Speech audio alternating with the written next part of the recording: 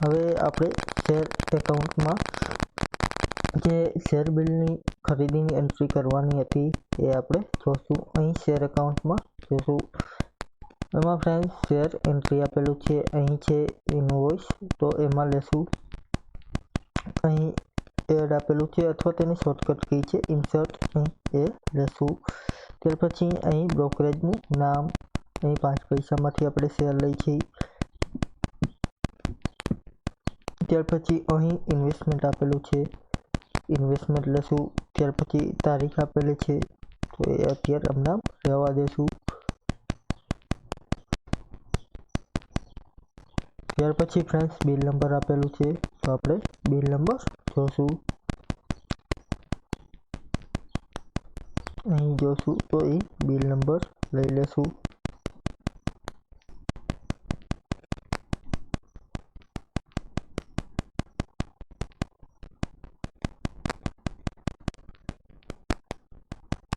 અહીં friends contract not number આપેલું છે, એ આપણે લઈ લેશું।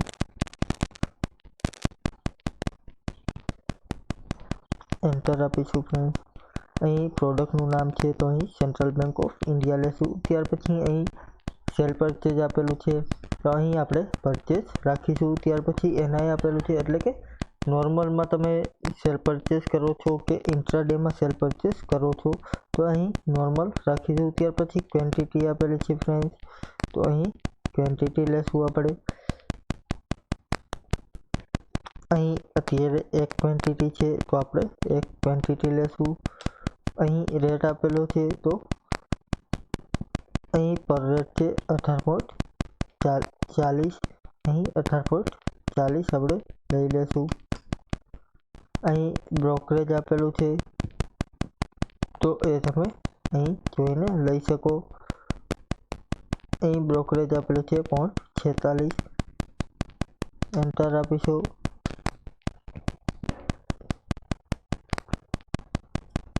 ત્યાર પછી અહીં એક્સચેન્જ ટ્રાન્ઝેક્શન ચાર્જ આપેલું છે ફ્રેન્ડ્સ, એ 0.46 છે। અહીં એસટીસીમાં આપણે 0.46 લઈ લેશું। ત્યાર પછી અહીં ઇન્ટિગ્રેટેડ ટેક્સ આપેલું છે, એટલે કે આઈજીએસટી કેટલો થશે, તો અહીં 0.08 આપેલું છે।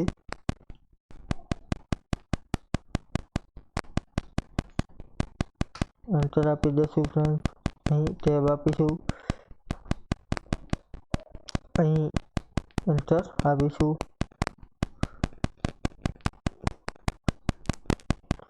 સોરી ફ્રેન્ડ્સ, અહીં રેટ આવશે 18.86।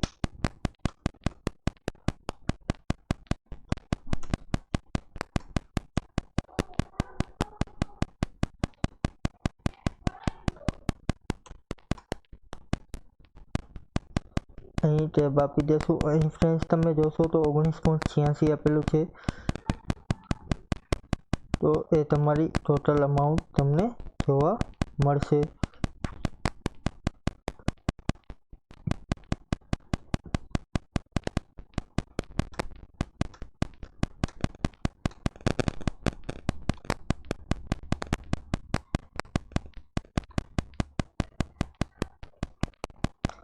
આ પ્રમાણે ફ્રેન્ડ્સ એન્ટ્રી થાય છે સેલ ઇન્વોઇસની અથવા તો પરચેઝ ઇન્વોઇસની તમે એન્ટ્રી કરી શકો છો। અહીં પ્રિન્ટ આપીને એ તમે તેની પ્રિન્ટ જોઈ શકો છો ફ્રેન્ડ્સ। અહીં સ્ક્રીન કરું છું ફ્રેન્ડ્સ, ઓકે આપું છું।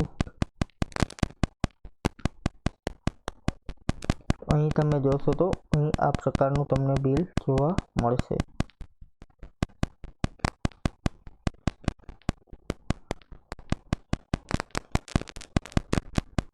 Thank you friends. આજનો જે આપણો પોઈન્ટ હતો એ પૂરો। કાલે ફરીથી એક બીજો નવો પોઈન્ટ જોશું। Thank you.